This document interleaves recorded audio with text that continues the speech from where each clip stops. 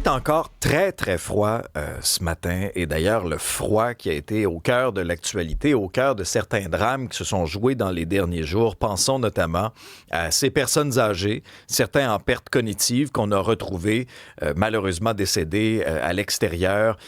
Dans certains cas, c'était d'une résidence pour personnes âgées à Laval, une dame de 88 ans. François-David Bernier est avocat et analyste judiciaire. Bonjour, Maître Bernier. Bonjour Alexandre.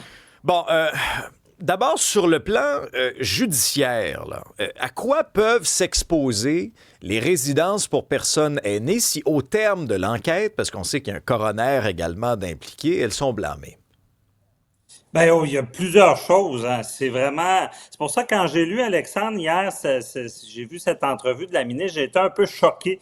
Je ne sais pas, j'ai l'impression que parce que c'est des aînés qu'on banalise ça. Je sais pas, tu as des parents, j'ai des parents, on les aime, toute leur vie, ils vont prendre soin de nous, on les confie un RPA, et là, il arrive ces choses-là. Puis on dit, la ministre sort disant, on fait ce qu'il faut, le gouvernement fait ce qu'il faut. Elle n'a pas le rapport du coroner qui explique pourquoi ce drame est arrivé, puisque c'est un drame même si la personne a plus de 80 ans. Elle n'a pas d'enquête de police. Ça arrive, on est dans l'actualité, toi et moi, on le sait, ça arrive fréquemment. C'est pas la première année, ça arrivait les autres années, avant. Jusqu'en 2022, on a mis en place des lois plus sévères en 2022 pour qu'il y ait des dispositifs qu'on se rende compte si quelqu'un sort.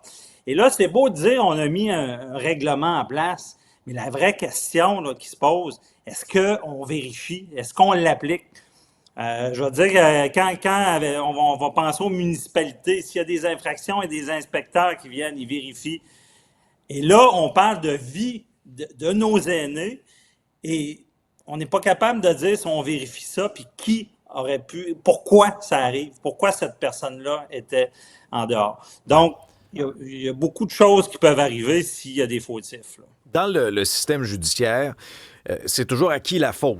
Hein? Bon, et quelle est la responsabilité de chacun? Puis tu le disais à juste titre, vous le disiez à juste titre, Maître Bernier, c'est quand on confie un de nos proches à à une institution, à un établissement comme ça, il y a le lien de confiance. On se dit, on paie quand Oui. même des gros sous. On veut que notre père, notre mère, notre grand-père, notre grand-mère soient en sécurité. Dans ce cas-ci, bon, est-ce qu'une famille, éventuellement, si il y a effectivement eu tort de la part de l'institution, est-ce qu'il y a une cause? Est-ce qu'il pourrait y avoir poursuite au civil, par exemple? Comme je dis, plusieurs choses. Un, est-ce qu'il y a eu négligence criminelle causant des lésions, causant la mort OK. ici? Est-ce qu'il y a quelqu'un qui a agi? Puis, tu sais, Alexandre, la négligence criminelle, on se lève pas un matin pour. C'est pas des criminels notoires, là. On se lève pas pour dire je vais agir avec négligence criminelle. La négligence criminelle, la ligne, là, c'est vraiment d'avoir une insouciance téméraire que quelqu'un ferait pas, quelqu'un qui l'expression qui s'en fout carrément de la sécurité. Et là, on peut atteindre cette ligne-là d'accusation criminelle. Ça peut être l'entreprise. L'entreprise, si elle est mal gérée, on l'a vu beaucoup en droit du travail, l'entreprise peut être responsable de négligence criminelle s'il n'y a pas des dispositifs. Et puis j'ajoute à ça, à mon commentaire, c'est que, à ce qui paraît, il y a à peu près pas la moitié des résidences qui ont des dispositifs imposés par la loi à l'article 24. Donc, la négligence criminelle, c'est aussi d'enfreindre la loi, d'avoir une négligence qui cause la mort. Donc, il y a des sérieuses questions à se poser. On ne mettra pas en prison une compagnie, mais des fois, on a vu en droit du travail, quand on a tellement été négligent et que la vie d'un travailleur a été perdue, des fois, l'administrateur en arrière peut être accusé également. Et à ta question aussi, ben ça, c'est sans compter, évidemment, des poursuites civiles qu'on appelle, parce qu'on dit la perte d'un être cher, là, on appelle ça le solatium doloris. Évidemment, c'est une perte, c'est un drame. Et j'ai l'impression que le gouvernement ne fait peut-être pas ce qu'il faut. C'est un enfant qui est sorti d'une garde. Tu sais, je veux dire, est-ce qu'on ne serait pas scandalisé comme société? Et là, parce que, bon, une personne est née, Là, bon, puis on ose sortir dans les médias disant que tout est correct sans avoir des enquêtes. Est-ce C'est qu'il y ça aura, qu'il faut attendre. est-ce qu'il y aura vraiment conséquences? C'est parce que de la négligence criminelle, est-ce qu'au bout du compte, on est capable de le prouver en cours? Est-ce qu'il y a des éléments suffisants pour qu'on soit capable de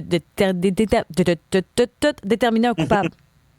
Ben oui, parce que évidemment, si on enquête, et là, il y a un dispositif imposé par la loi pour être sûr que les gens ne sortent pas, qu'on soit avisé. Là, on se rend compte que c'est pas en place. Bon, après ça, on se rend compte qu'il n'y avait pas de gardien, des choses comme ça. Donc, il y a une preuve qui se fait circonstancielle. Je donne un exemple célèbre, là, c'est un petit peu plus poussé, là, Oui. mais ça a commencé beaucoup comme ça, les accusations de négligence criminelle pour des entreprises. C'est des mineurs qui allaient dans une mine. Et là, il y a un ascenseur qui descend dans la mine et l'employeur, lui, décide l'alarme partait tout le temps. C'était fatigant, l'alarme, pour s'il y avait de l'eau. Donc, il décide de la débrancher, ça va plus vite. Et là, l'ascenseur descend dans l'eau et les travailleurs se noient. On voit ça semble banal comme geste. Bon, l'alarme marche pas. Mais c'est là la ligne. C'est là que c'est franchi. Si on fait pas ce qu'il faut pour éviter des morts, mais encore une fois, j'ai l'impression qu'on banalise ça, vu l'âge des personnes. Puis moi, ça me choque. C'est pas parce que quelqu'un est passé 80 que c'est pas moins grave. C'est inacceptable. Vous avez entièrement raison, Maître Bernier. Puis ce à quoi vous faisiez référence, c'est clair, là, une information de Radio-Canada ce matin qui nous apprend qu'il y a 576 résidences privées pour aînés, donc des RPA, qui n'ont toujours pas les fameux dispositifs anti-fugue. Et pourtant, la limite pour se conformer à la loi, une loi qui date de 2022, c'était l'été dernier. Je comprends qu'il y a un coût là, associé à ça. Là. On nous disait dans l'article que c'était 5 000 $ par porte. Mais en même temps, je veux dire, le coût de la vie... C'est ça. Est-ce que c'est assez important pour peut-être qu'il y ait des subventions de gouvernement s'impliquent? Je ne sais pas, là. C'est la vie. Parce qu'on dit anti-feu, mais dans cet article-là, aussi l'article 24, c'est des dispositifs pour savoir, parce qu'on le sait, il y a des zones où est-ce que les gens sont autonomes, on ne veut pas les surveiller. Il y a des zones où est-ce que les gens sont en perte d'autonomie ou carrément pas d'autonomie. Et c'est là que le gouvernement a quand même une bonne action de dire, OK, ça prend des systèmes qui sont très coûteux. Mais j'ai l'impression qu'on a mis la loi, on se dit, OK, c'est fait, on vérifie pas. À chaque année, on aura certaines pertes, puis c'est pas grave. Aïe, aïe, aïe, c'est dramatique. Maître Bernier, merci beaucoup. Un plaisir, bonne journée.